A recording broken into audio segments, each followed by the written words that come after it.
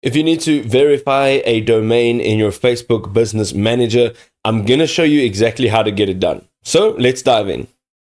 So let's go ahead. On the left-hand side from our homepage, you'll actually see that we're going to go in and there's a see more, and we're going to come down here and we're now going to look for our ads manager. So our ads manager will allow us to jump into our domain. So on the left hand side, you will actually see a bunch of options. You're going to look for all tools, and here you're going to look for business settings. You're going to then select the business that you would like to change the settings or manage the domain for. So on this menu over here, we're going to go down and we're going to look for brand safety and suitability, and you'll find domains right over there.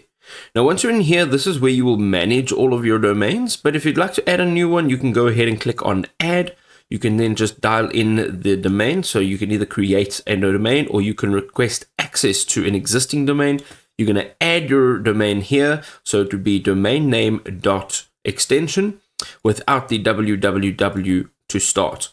You can see here, once you have created that domain, you're going to come in and this is what it will look like. So we need to actually set this up now, right? So there are a few things that you need to do. The first thing is you need to select an option over here. So you can either add a meta tag, you can upload an HTML file to your root directory, but by far the simplest way is updating the DNS settings or the DNS records within your domain registrar. So you're going to select that one.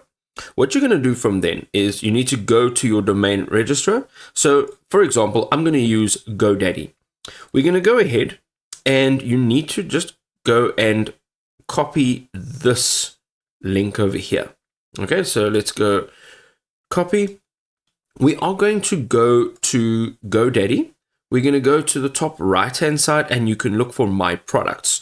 You'll end up on this page and you're going to come down here to domains and manage all. Now, once you go in to manage all, you'll see on the left hand side there's a DNS option.